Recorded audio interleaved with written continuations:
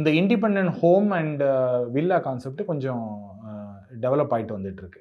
முன்னாடி அந்த அளவுக்கு இல்லை, இப்போ இது கொஞ்சம் நிறைய பேர் அதை ப்ரிஃபர் பண்ணுறாங்க. ஸோ அப்படி இருக்கும்பொழுது அதை வந்து அவுட்ஸ்கர்ட்ஸ், அதாவது outside Chennai or outside key metros and tier 1 tier 2 cities தாண்டி போனால் தான் அவங்களால அந்த லேண்ட் பார்சலை வாங்க முடியுது. ஓகே. இப்போ நீங்கள் ப்ரைம் ஏரியாவில் வாங்கும்போது அதோட ப்ரைஸ் ஜாஸ்தி இருக்குது. ஈவன் நீங்கள் ஒரு 1/4 கிரவுண்டு நீங்கள் இடம் வாங்கணுன்னாலும் அதோட ப்ரைஸ் வந்து ரொம்ப ஜாஸ்தியாக இருக்கும்.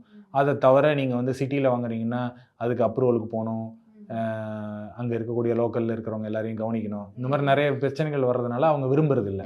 சிட்டியில் வந்து முக்கால்வாசி பேர் என்ன பண்ணிடுறாங்க, ஈவன் பெருசாக அவங்களால பணம் கொடுத்து கட்ட முடியுங்கிற இருக்கவங்க கூட ஒரு பெரிய ஒரு லக்ஸுரி அபார்ட்மெண்ட் கம்யூனிட்டியில் போய் வாங்கிடுறாங்க. ஊரில் வந்து இது எல்லாமே ப்ரிஃபர் பண்ணுறாங்க. தனியாக ஒரு வீடு இருக்கணும் அப்படின்னு நினச்சிக்கிட்டு அவங்க ஒரு இடத்த வாங்கிட்டு வீட்டில் கட்டிக்கிட்டு பண்ணுறாங்க. அதே மாதிரி அரசாங்கமும் நிறைய இந்த மாதிரி இண்டிபெண்டன்ட் ஹவுஸ்க்கு நிறைய ஒரு விஷயங்களை செஞ்சுக்கிட்டு இருக்கிறதுனால இந்த இண்டிபெண்டன்ட் ஹவுஸ் கான்செப்ட் வந்து பிக்கப் ஆகிட்டு இருக்கு. ஒரு 5-6 வருஷம் முன்னாடி கிடையாது, கோவிடுக்கு அப்புறம் இது பிக்கப் ஆகிட்டு இருக்கு.